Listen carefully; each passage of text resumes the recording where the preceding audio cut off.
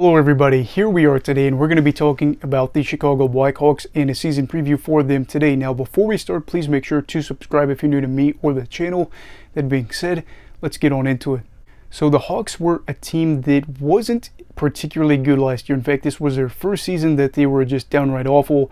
They haven't been good in a little while, and now we are seeing the rebuild kind of get a little bit harder. But of course, they ended up getting the first overall pick this past season, or this past draft, in Connor Bedard, and have a lot more hype, I feel like, going into this season compared to last season. So what are some storylines to talk about going into this campaign? Well, the first part we've already kind of talked about, that being Connor Bedard. He was taken first overall in this past draft, the first player taken by Chicago with the top pick since 2007, that being Patrick Kane. Things worked out really well the last time. They ended up having the first overall pick, taking Kane, and then having a lot of success with him and Taves and a lot of their core guys, winning 3 Stanley Cups. Now, of course, Taves and Kane and some of those other core guys are gone, so you're kind of seeing the end of one era and the beginning of another. And with Chicago, you're kind of wondering what you're going to get here with Bedard. Right away, I think the big thing to talk about is the fact that he is being viewed as an all-time generational player, but we also have to remember that he is an 18-year-old guy that is going to be moving to one of the biggest cities in the US and is also going to be making the jump from the CHL to the NHL, so you need to be a little patient. You can't go out there and say he is for sure going to have a McDavid level year, because that would be crazy. I don't even think he's going to, average over a point per game. I don't know, maybe I'll be wrong there, but you have to have realistic expectations of a young guy going out there and playing on a team that obviously finished with the third best picks or the third best odds to get the top pick last year. They weren't good. That being said, too, what are some things to watch out for Bedard? I ended up doing a player profile for him, and it was a while back ago. I did it for some of the top names for this upcoming draft, or this past draft I should say, so you can check that out. But in summary, he's got an incredible shot, a guy that's going to be able to get a lot of goals probably in the NHL if things continue to hold, and also is just a great playmaker all around for himself and for his teammates. He has the ability to get the defense to focus on him, and that is something that is, again, McDavid-like, where McDavid will get a whole team to focus in on him. He skates right through him and he still scores. Will Bedard be able to do that from day one? No, but could he get it to where the defenders kind of hone in on him and he gets a puck to a teammate? Very well could be the case. Also, again, I think that while expectations are really high for him, I do have some expectations for him that I'd like to see him meet.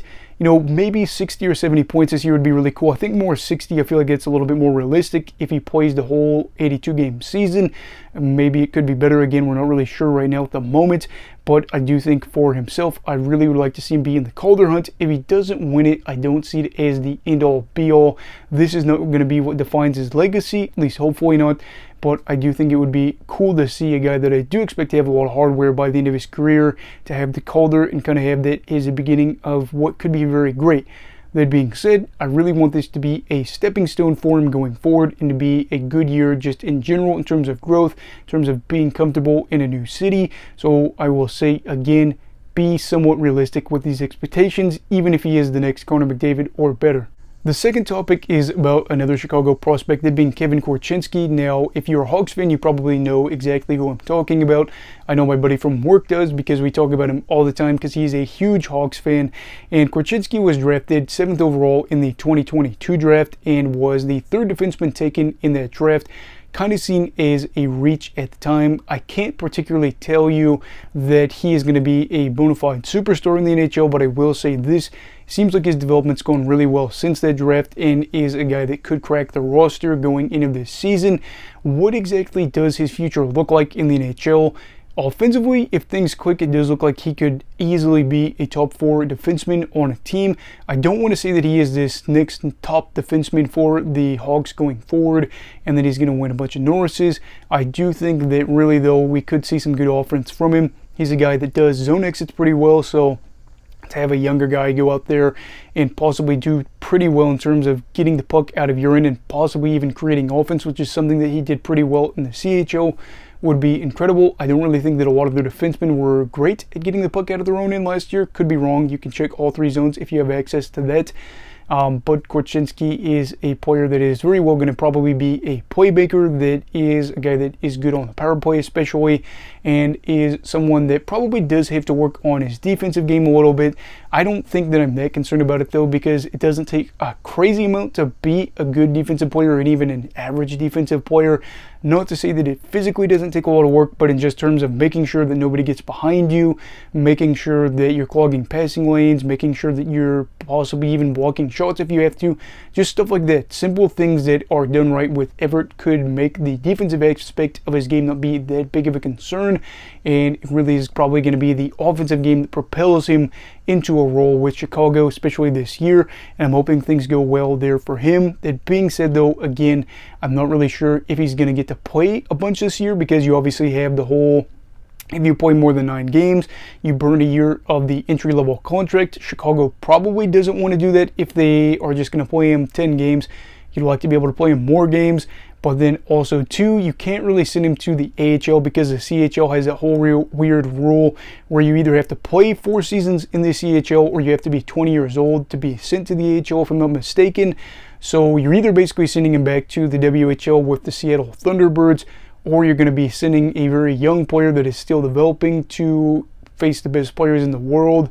I don't really know what Chicago is going to do here. Right now it seems like how things will go in the following weeks will really determine that. I am hoping that he's going to go out there and get to play, because I am really looking forward to seeing what his future looks like. And I think Hockey Prospecting has him at 33 points if he played a full season this upcoming year. That's not something that, blows your mind or says wow, but to average almost half a point per game as a rookie defenseman, again being 19 years old, would be really incredible. So I really am hoping for good things for him this year. If he goes back to the WHL, maybe he can end up having another good run there with them. But fingers crossed that he ends up playing for Chicago at some point this season. And then the final talking point will be whether or not the power play improves. Last season, the power play was not Chicago's best friend. They were the 5th worst team on the man advantage, and they had a power play percentage of 16.38%. Their first 61 games of the season, it was better. They were 17.36% or something like that. Maybe it was 17.5%, but that was 6th worst in the league. But the post-trade deadline was incredibly bad, 12.5%, just 7 power play goals over their final 21 games, and they were just better than the Islanders during that stretch. Partly, they could probably be attributed to guys like Max Domi and Patrick Kane being traded to the Dallas Stars and the New York Rangers.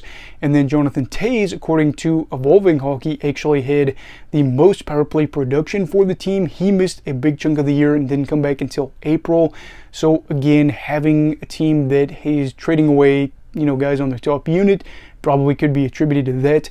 Will the power play get better? I think that it definitely should be better than the 12.5% they had over their final 21 games. I would find it hard to believe that they would struggle that much. I do think Bedard could find success on the power play this year. You're having some other guys that could have success on the power play, and I don't see the Hawks trading away some of these guys they brought in to help the younger guys, because as opposed to last year where they thought we can get some value for them, I think you're really focused more so on the younger players' development, and you would like to see them protected a little bit. So the power play will be better. I don't know if it'll be, a lot better than the pre-trade deadline power play percentage that they had, but it should be a lot better than the final 21 games, and maybe it takes a significant jump compared to even the pre-trade deadline. So overall, what are my thoughts for Chicago going into this season? Well, they weren't overall a great team last year, and they probably aren't going to be a great team this year. There is no playoff hope over the horizon for this upcoming season. They're still in a rebuild, and they will probably finish worst in the division or second worst in the division, in my opinion. The good news is they got Connor Bedard. Bedard should really help this rebuild kind of speed things along if he is that good of a player, and he very well could make players around him, kind of develop faster. Reichel is paired on the top line with him right now, according to the NHL. Let's say that they get along really well and they play really well together. There you go. You got 2 of your top line guys locked up for the foreseeable future, and that could be something that could last years for you. Is that all a little bit dramatic? Maybe Reichel's not going to be what you're hoping. Maybe Bedard's not even going to be what you're hoping, because again, to say that he is the next Connor McDavid or better is outright crazy, because it's just wild. But maybe he is, because he looks so good. The point remains that they should be a lot more fun to watch this year, and they should be better in certain areas. Their top 6 should be fun. Their bottom 6 doesn't look crazy good to me. The blue line should see some of those prospects get some playing time. Not really sure what's going to happen in net, but in general, I think that Hawks fans will be more excited to say, hey, it's a random Tuesday night. The Hawks are on. I want to watch them compared to last season, and I'm hoping that they are rewarded for what they've seen because they haven't made the playoffs in a normal season since 2017. But anyway, what are your thoughts for the Hawks going into this season? Let me know down below in the comments. Also, please make sure to like this video if you enjoyed it. Subscribe if you're new. Everybody stay safe. Have a great night. And you go love hockey, alright? Goodbye, Brigadiers and Brigadettes. This is your captain signing off. Have a great night.